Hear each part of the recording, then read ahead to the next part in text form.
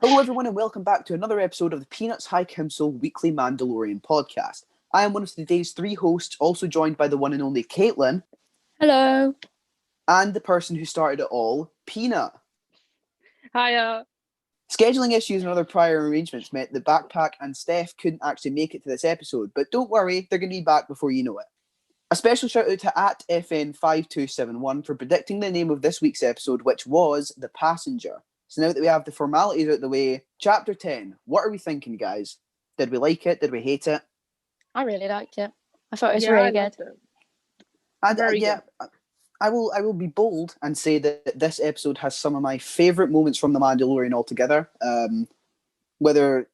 Obviously I'm a horror fan, so we're going to get into that later. But what did you think of the opening sequence? Because I've not seen this talked about enough, to be honest. I thought it was really good. It felt like we were settling back into like the whole series after a really big introduction. It felt like it was going back into the tone of the first season with just Din and the child on their adventures. Mm-hmm. So obviously you've got the violence, you've got the sort of fight scene that happens. You've obviously got the child's life being put in harm's way.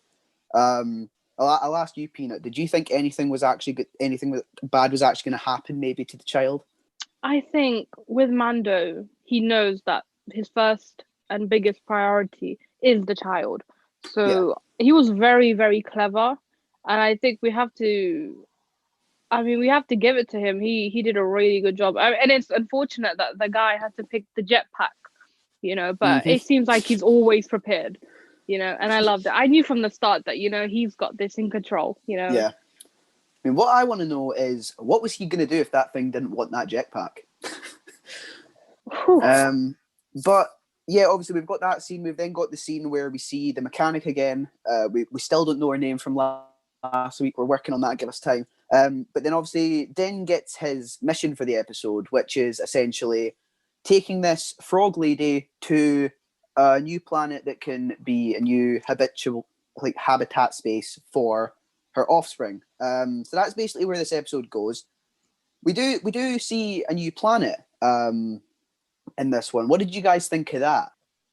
I liked that it was like distancing itself from the Skywalker saga again. Yeah. Like obviously I like seeing the throwbacks, but I like that it's its own thing, it's not, oh look, here's something from the Skywalker saga again, just for the sake of it being there. It feels different but the same at the same time.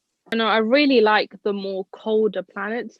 I think they do really well with the cinematography in this one. You have a range of different colors. You could see it was like when they went into the atmosphere, it was like a mix of like the clouds. You had a bit of purple and blue. And I think it just really looked nice in general, like a nice cold feel to it. But, it just relates back to, movies like Empire Strikes Back, on Hoth. But yeah, it was really nice. Another great choice. Oh yeah, I loved it. Obviously there was the theory that it was going to be a loom. Well, that isn't true. We have seen a new place, which is obviously, we always love to see new planets in Star Wars. We get to see new corners of the galaxy that we haven't. Just a trigger warning for this bit. We are going to be talking about the spider scene in The Mandalorian season 2. So if you have arachnophobia or you're uncomfortable with it, feel free to skip it.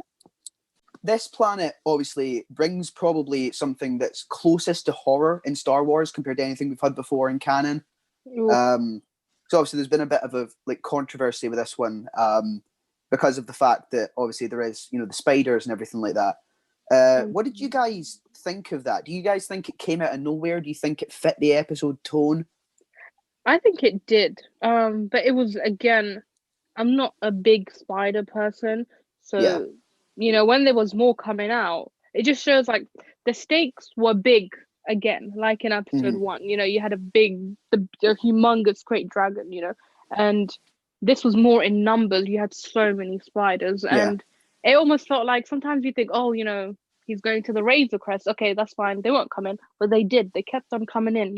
It felt like endless. Like they were just on the defense, and I really liked that. It left me on the edge of my seat. I felt like I couldn't look, at the screen. Oh, I agree for sure. And again, the design, the concept of the spiders in general, really freaky. So they did a really good job. Yeah, see that's the thing. It feels like horror, and as a horror fan, that's something that I've wanted to see in Star Wars for so long, and we finally have that. Caitlin, what about you? Did you feel like uncomfortable with it at all? Do you think it did like well at sort of creeping people out? Like, obviously it has, we've seen it online, but what did you think of it? It really freaked me out. I really hate spiders, so I sat there the whole time. Literally, my sister was sat on her bed across from me, and I got up and just said, no. Like, I hate spiders so much, but it did a really good job at freaking me out. So Yeah, I guess it did what it meant to.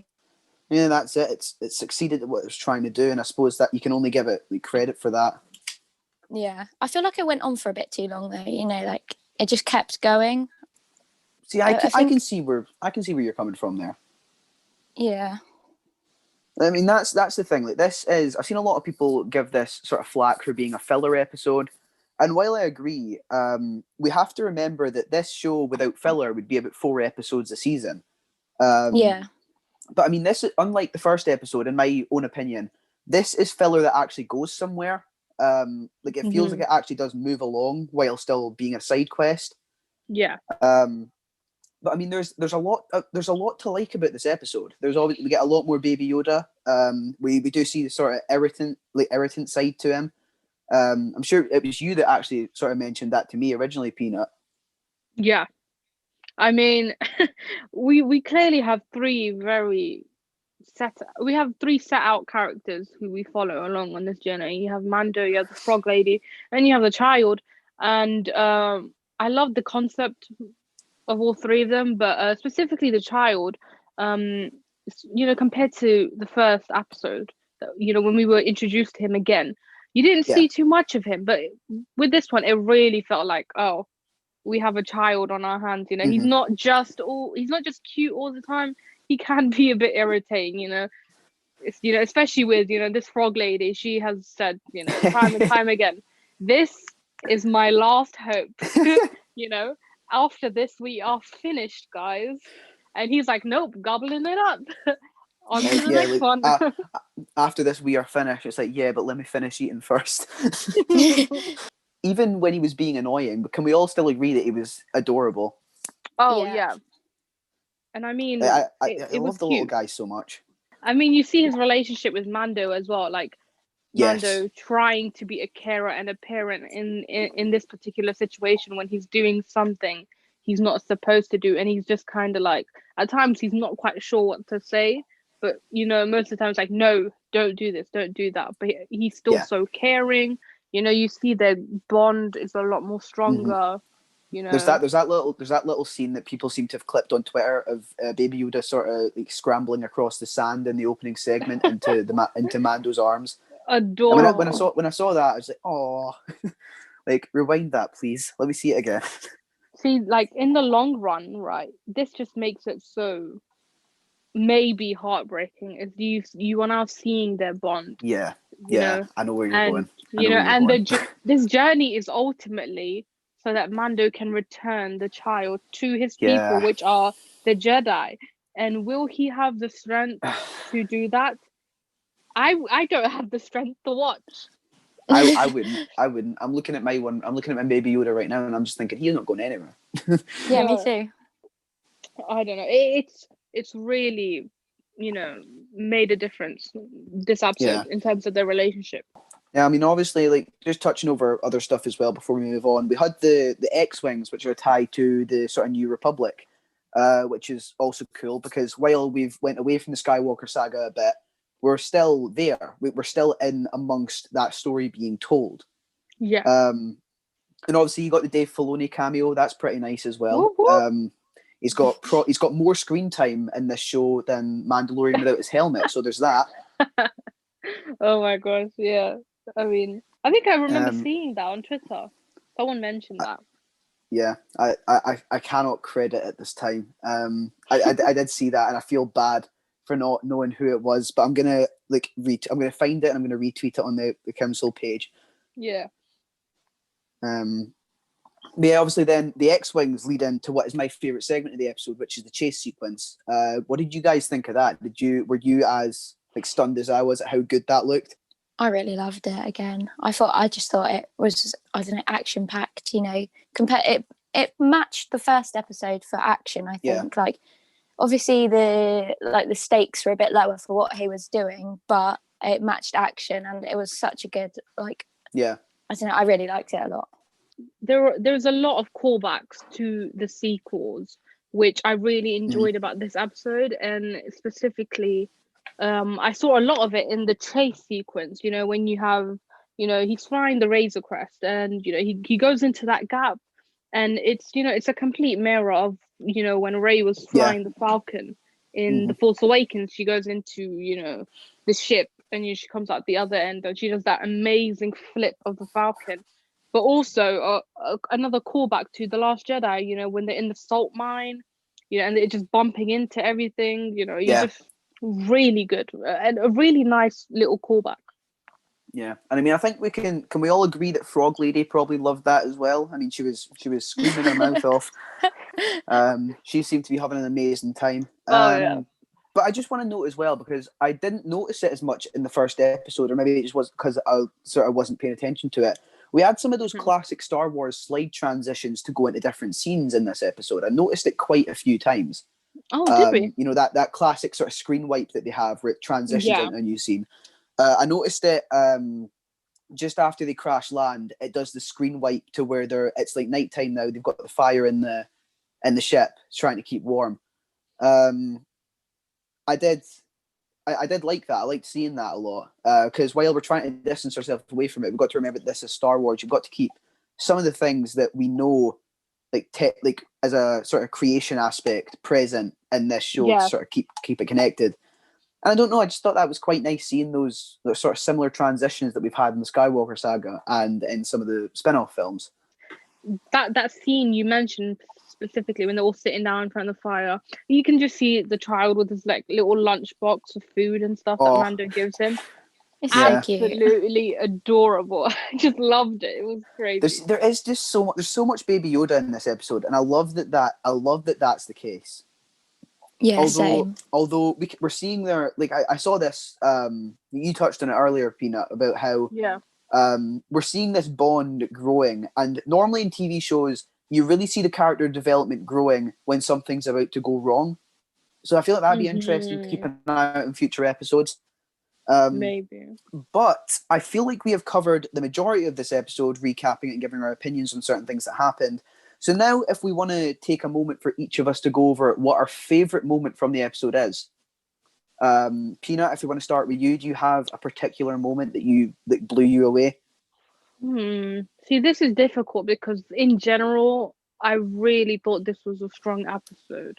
It was. I definitely preferred it to Chapter 9, which definitely raised a few eyebrows. But it's true, it was just more my taste. I think a few stuff in general that I would say, not just the characters, but things like, which something we haven't touched upon, which is the score, which was absolutely fantastic. I loved. Oh yeah.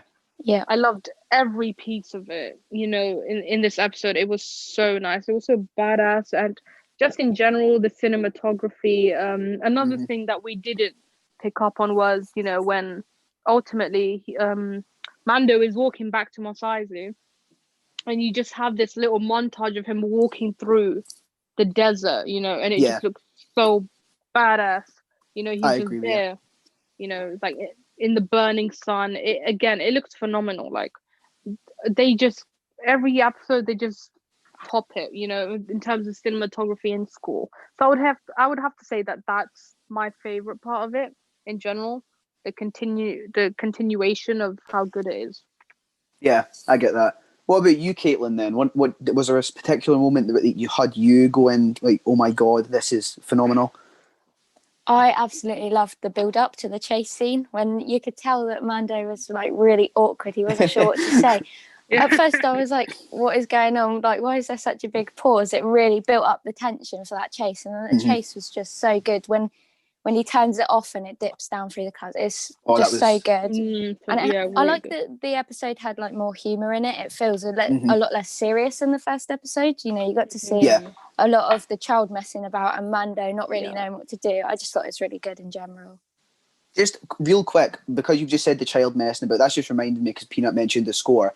The little childlike score that's playing with the child on screen is, I don't know what it is. It just adds an extra element of like cuteness to every single scene with him.